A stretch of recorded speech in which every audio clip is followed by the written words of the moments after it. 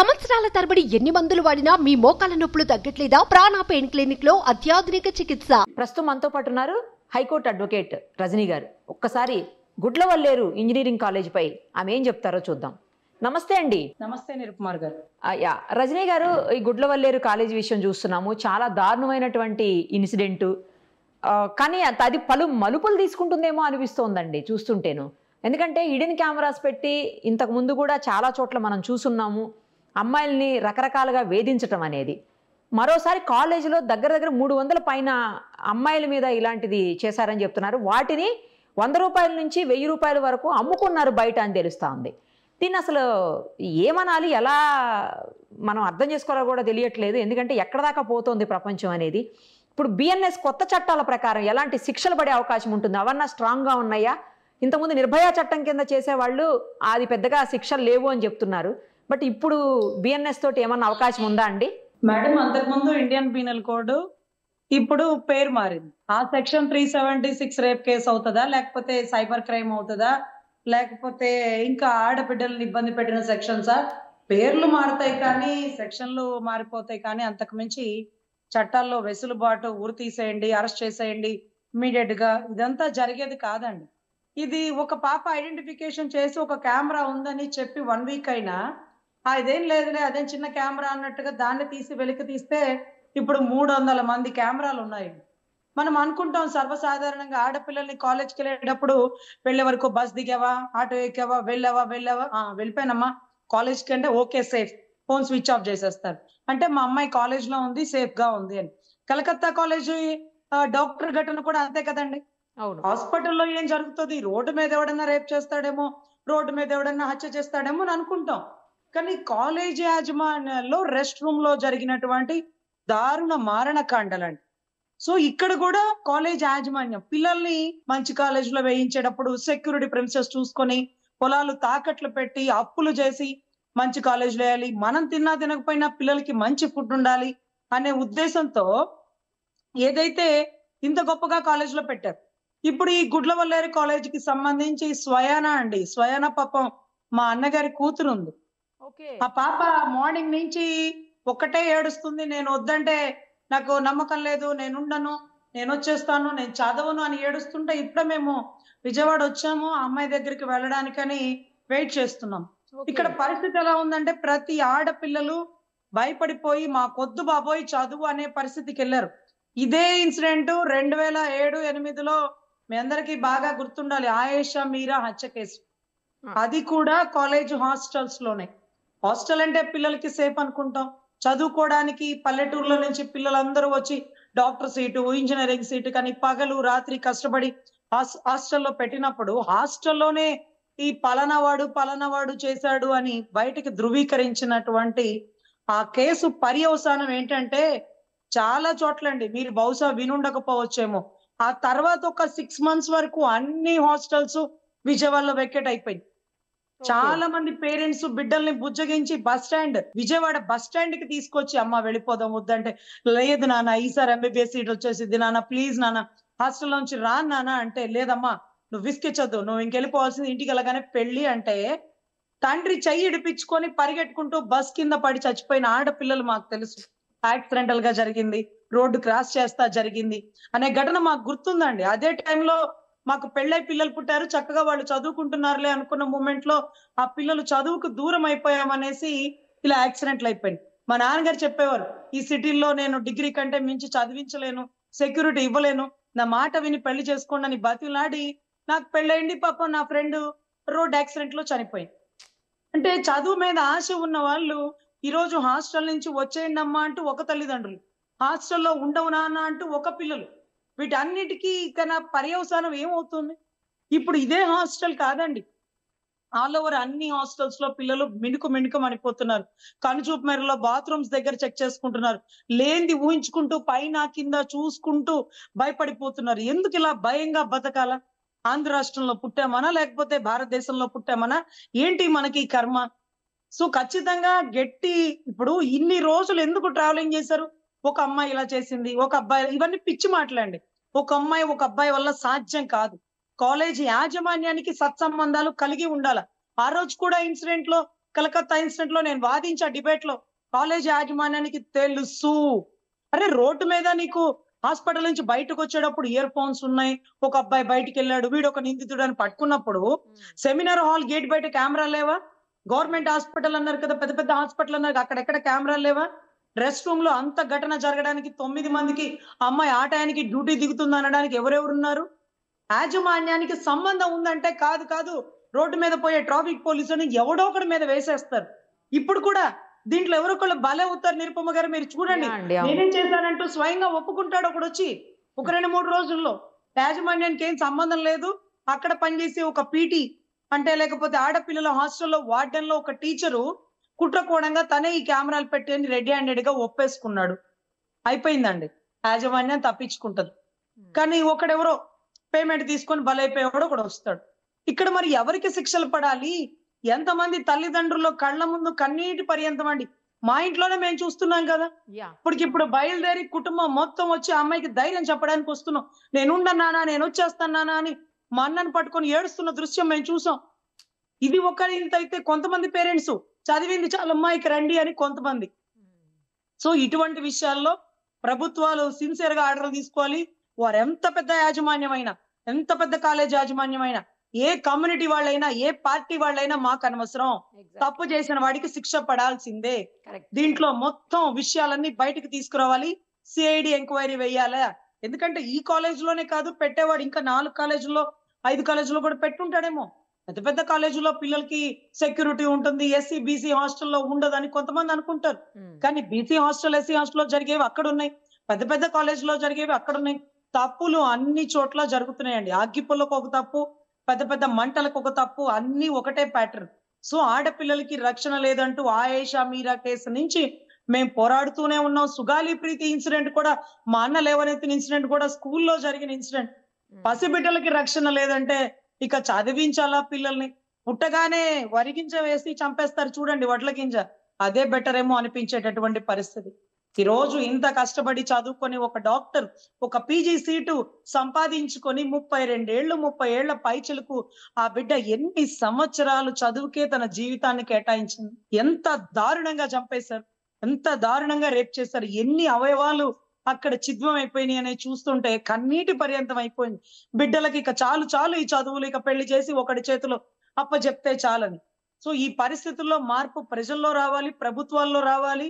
ఎంతటి వాడినైనా తప్పు చేస్తే ఉపేక్షించలేనటువంటి బలమైన చట్టాలు రావాలండి. కరెక్ట్ చెప్పారండి.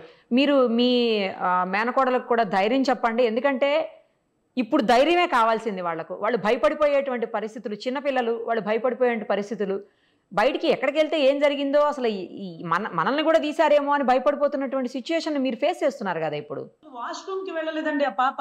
నేను వాష్రూమ్ కి వెళ్ళనంటూ మంచం మీద బిగుసుకుని కూర్చుంది. ఎంతసేపు అమ్మా, ఏమీ కాదమ్మా, కెమెరా లేదు, నేను వెళ్ళను నాన్న, నేను వెళ్ళను, మీరు రండి, అత్తను తీసుకొని మీరు రండి, నేను వెళ్ళిపోతాను, నేను ఇక చదవను, నన్ను ఇలాగే చేస్తే నేను దూకేస్తాను, నాకొద్దు, ఎందుకు ఇలా చేస్తున్నారు మీరు అంటూ ఈ రోజు మాట్లాడుతుంటే బ్యాగులు తీసుకొని వెనక్కి తీసుకొచ్చేయాలా, ధైర్యం చెప్పి అక్కడే ఉంచాలా? రేపు ఏదైనా చిన్న ఘటన తన వీడియో బయటకు వస్తుందని తెలిస్తే తనే సూసైడ్ చేసేసుకుంటుందేమో. ఇలాంటి పిల్లలు ఎంతమంది ఉన్నారండి? ఈ అమ్మాయి నిన్నగాక మొన్న జాయిన్ అయింది కాబట్టి మా నీకేం భయం లేదు, వాడు ఎప్పుడో పెట్టుంటాడు కెమెరాలు, మిగతా ఆడపిల్లలు ఉంటారేమో, నువ్వు ఉండవు కదా అంటే, మిగతా ఆడపిల్లలైనా ఆడపిల్లలే కదా అత్త, వాళ్ళందరూ ఏం చేసుకోవాలత్త, మేము ఏమైపోవాలత్త? అసలు మేము ఎంత ధైర్యంగా అసలు మేము వెళ్ళలేకపోతున్నాం వాష్రూమ్ లోకి అంటే, ఇంకా ఇమ్మీడియట్ గా పనులన్నీ మానుకొని బయటకు వచ్చేసి ఈ రోజు కాలేజీ గేట్ల బయట నుంచున్న పరిస్థితి అండి. తల్లిదండ్రులు మొత్తం అక్కడే ఉన్నారు. అమ్మ భయపడకండి అని కొంతమంది, అమ్మ ఇంటికి వచ్చేయండి అని కొంతమంది. సో ఇటువంటి పరిస్థితుల్లో కానీ యాజమాన్యం ఒక కెమెరా ఉందంటే ఎందుకంత నెగ్లెక్ట్ చేసింది? ఒక్క కెమెరా అయినా, కెమెరానే కదండి, 10 మంది ఆడపిల్లలు ఉన్నాయేమో తెలిసేదండి. అసలు అప్పుడే చెక్ చేసి పట్టించుకోలేదు. కేసు కంప్లైంట్ అయ్యి 5-6 రోజులు ఎందుకు సాగదీశారు? ఇప్పుడైనా యాజమాన్యంలో ఎంత మందిని అరెస్ట్ చేశారు? ఎవరో ఒక అబ్బాయి, ఒక అమ్మాయిని ఎవరో ఒకళ్ళని తెర మీదకి తీసుకొస్తారండి. అలాంటి వాళ్ళు మాకొద్దు. తప్పు చేసిన వాడికే శిక్ష పడాలి. ఎప్పుడు అంటారు 100 మంది దోషులైనా తప్పించుకోనివ్వండి, ఒక్క నిర్దోషికి శిక్ష పడకూడదని. కానీ నేనంటాను 100 మంది దోషులు ఎందుకు తప్పించుకోవాలని నేనంటాను. ఒక నిర్దోషికి శిక్ష పడకూడదు, అది ఓకే డన్. కానీ 100 మంది దోషులు ఎందుకు తప్పించుకోవాలి? ఏ అధికారంతో తప్పించుకుంటారు? ఏ డబ్బు అధికారం మదంతో తప్పించుకుంటారు? వాళ్ళ ఇంట్లో ఆడపిల్లని అలాగే చూస్తే ఊరుకుంటారా? చదువుకోవడానికి వచ్చిన పిల్లలు మేడం, సరస్వతి పుత్రులు లాంటి పిల్లల వాళ్ళు అవును. వాళ్ళ జీవితాలు సర్వనాశనాలు చేసేస్తున్నారు. ఈ రోజు ఎన్నో కలలు ఉంటాయి తల్లిదండ్రులకి, పిల్లల్ని ఇంజనీరింగ్ గా చూడాలి, పిల్లల్ని అలా చూసుకోవాలి, ఇలా చూసుకోవాలని. పిల్లలు భయపడిపోయి వాళ్ళ కలలు తీర్చలేక చనిపోతున్న పరిస్థితి. అవును. వాళ్ళ కలలు వాళ్ళు తీర్చుకోలేక తల్లిదండ్రుల భయంతో వెనక్కి తీసుకెళ్లిపోయే వాళ్ళకి మా కళ్ళ ముందు సార్, ఒరిస్సాకి సంబంధించిన ఒక అమ్మాయి పాపం ఇక్కడే చదువుకుంటూ వాళ్ళ నాన్న వద్దమ్మా వెనక్కి వచ్చేసాయి అంటే, అక్కడ యాక్సిడెంట్ అని అందరూ అనుకున్నారు. పాపం యాక్సిడెంట్ కాదు. చదువు లేకపోతే నేను బతకన్నానా అంటూ, మీరెక్కడో చిరంజీవి గారి సినిమాలో కూడా చూసుంటారు బహుశా. ఒక హ్యాండిక్యాప్ అమ్మాయి యాక్సిడెంట్ అంటే పైనుంచి డాబా నుంచి దూకేసిన సిచ్యువేషన్. పరీక్ష రాయడానికి అవకాశం లేకపోతే ఆడపిల్లల మనసు అంత స్ట్రాంగ్ గా ఉండదేమోనండి. కాసేపు వాళ్ళ ఆలోచన నేను చదవాలా, నేను పరీక్ష రాయాలా, చదువు మీద నేను చాలా వెనక్కి ఎక్కువ తిరిగి ఇంట్రెస్ట్ ఉన్న వెళ్ళకూడదు. వాళ్ళకి అంతే ఉంటుందండి మరి. చదువు అంతే మరి మేడం. మరి ఎంతో మంది ఢిల్లీలో కరోల్ బాగ్ సెంటర్ లో 5 ఏళ్ళు 10 ఏళ్ల నుంచి అక్కడే కూర్చొని చదువుకునే వాళ్ళకి అవును. నిజంగా వాళ్ళకి పాదాభివందనాలు పెట్టాలి మేడం. ఎందుకంటే జీవితం మొత్తం పళంగా పెట్టి వాళ్ళు గ్రూప్ 1 ఐఏఎస్ లో ఐపీఎస్ లో అవుతుంటారు. సో అలాంటి వాళ్ళకి ఇక్కడికి వచ్చాక రక్షణ ఇవ్వలేకపోయినా, ఆ చదువుకి అర్థం లేకపోయినా నిజంగా చాలా దారుణం అండి. ఇలాంటి వాళ్ళు ఎంత పెద్దవాళ్ళైనా సరే రోడ్డుకి కాలర్ పట్టుకొని ఈడ్చుకొచ్చి అలాంటి వాళ్ళని అరెస్ట్ చేయాలండి.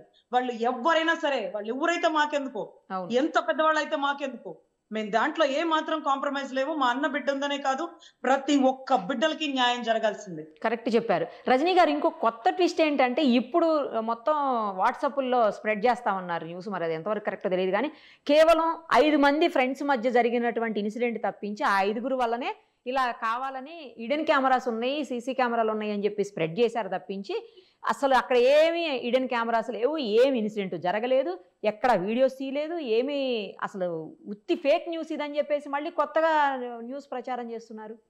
అవునండి. 5 మంది ఆడపిల్లలైతే కెమెరాలన్నీ పట్టుకొని 5గురు ఫ్రెండ్స్, అందులో 2 లవర్స్ ఉన్నారు, మిగతా 3 కూడా ఫ్రెండ్స్. వాళ్ళ మధ్య జరిగినటువంటి గొడవని కావాలని చెప్పేసి వాళ్ళు సీసీ కెమెరాలు పెట్టారు, హిడెన్ కెమెరాలు పెట్టారని చెప్పేసి కావాలని వాళ్లే స్ప్రెడ్ చేసి అందరినీ భయభ్రాంతులకు గురి చేశారు. అక్కడ నిజంగా ఏమి హిడెన్ కెమెరాస్ పెట్టలేదు, 300 మంది వీడియోస్ ఏం తీయలేదు, అదంతా రాంగ్ అని ఇప్పుడు కొత్తగా న్యూస్ స్ప్రెడ్ చేస్తున్నారు. అంతే కదా మరి. కాలేజీ యాజమాన్యానికి చెడ్డ పేరు వచ్చేస్తుందేమో అనుకుంటారు. ఎందుకంటే ఆ రోజు నైట్ పిల్లలందరూ టార్చ్ లైట్ పట్టుకొని సమ్మె చేశారు చూడండి. ఆ అవునండి, ఫోటోస్ చేశారు.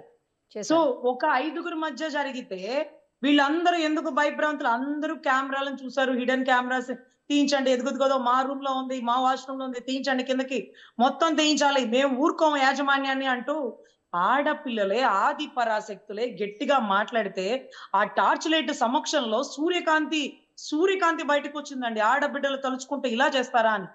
అరే ప్రతి ఒక్క ఆడపిల్ల ఫోన్ ఫ్లాష్ లైట్ పట్టుకొని ఇదిగో చూపించండి, మాకేం న్యాయం చేస్తారు, ఇదేనా మీరు చేసేది, మా తల్లిదండ్రులకు చెప్తాం, మేము కంప్లైంట్లు ఇస్తాం, మిమ్మల్ని రోడ్డుకి ఈడుస్తాం అంటూ తిరగబడితే అప్పటికప్పుడు మార్చేసి ఇది కాదు అది కాదు, అవసరమైతే నేనే చేశానంటూ ఒకడు తెర మీదకి వస్తాడు మేడం. అది మీరు ఇందాకే అన్నారు కదా అతనే మాట. ఒప్పుకుంటాడు, నేనే చేశాను, తప్పు క్షమించండి అంటాడు, శిక్ష అనుభవిస్తాడు, బెయిల్ మీద బయటకు వస్తాడు, అయిపోయింది.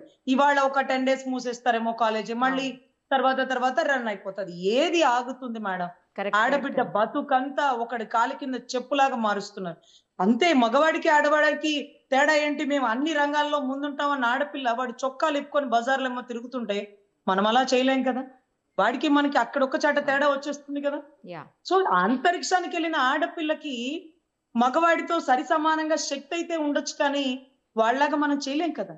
సో ఇటువంటి పరిస్థితుల్లో యాజమాన్యం మీద చర్య తీసుకోవాలి, పూర్తి వివరాలు తీసుకోవాలి. ఆడపిల్లలతో భయపెట్టి చమ్మా ఇగో చూడు నీ ఒక్కదానికే సమస్య అని చెప్పు, కాలేజీ పేరు చెప్పద్దు, నీ 5 ఏళ్ళు ఫ్రీగా చదివిస్తాను, నీకు ఒక 10 లక్షలు ఇస్తాను, 20 లక్షలు ఇస్తాను అంటూ బెదిరించి డబ్బులు ఆఫర్ చేసి కుటుంబాల తల్లిదండ్రులను కూడా పిలిపించే పరిస్థితులు ఉంటాయండి. మాకు తెలుసు, చాలా మంది ఆడపిల్లలు వచ్చి మాకు ఇదిగోండి నా ఫొటోస్ ఇలా తీస్తున్నారు అలా తీస్తున్నారా, నేను కంప్లైంట్ ఇచ్చి కోర్టులో కేసేసాక లేదు మేడం అలా తీసాడేమో అనుకున్నాను కానీ తీలేదట అంటే, అదేంటమ్మా మీరిచ్చిందే కదా ఇదంతా ఎవిడెంట్రీగా, లేదు మేడం ఏమనుకోకండి ప్లీజ్ దయచేసి కేసు వెనక్కి తీసుకోండి అంటూ మా కాళ్ళు చేతులు పట్టుకొని కన్నీళ్లు పెట్టుకొని వెళ్ళిపోయిన వాళ్ళు ఉన్నాం. మేము వాళ్ళ వల్ల చాలా కేసులు కూడా వేయలేని పరిస్థితి ఉంటుంది. ఈ రోజు కూడా స్టిల్ గుంటూరుకి సంబంధించి గుంటూరు విజయవాడ నగరాల్లో ఒక బొటెక్ నడిపించి ఒక లేడీ ఒక బ్లూ ఫిలిమ్స్ తీసేస్తుంది. ఈ రోజు కూడా అదే నా దగ్గరే పెన్ డ్రైవ్ లో ప్రతి బ్లూ ఫిలిం కనీసం ఒక 10-20కి పైగా బ్లూ ఫిలిమ్స్ నా దగ్గరే ఉన్నాయి. బయటికి తీసి దేవుడా. చూపించడానికి, కంప్లైంట్ ఇవ్వడానికి ఏం ఏం చెయ్యాలో అర్థం కాని పరిస్థితి. చాలా మంది ఆడపిల్లలు తప్పిపోయారంటే పాస్‌పోర్ట్‌లు కూడా నా దగ్గరే ఉన్నాయి. అదేదో మలేషియా వెళ్ళిపోయారట. మరి ఆడపిల్లలు వాళ్ళెవరు కంప్లైంట్ ఇవ్వట్ల. ఉమ్. మరి ఇప్పుడు ఆ అమ్మాయిని అరెస్ట్ చేయాలి అంటే అసలు మాకేం అర్థం కావట్లే. ఒక భార్య, ఒక భర్త, 2 పిల్లలు.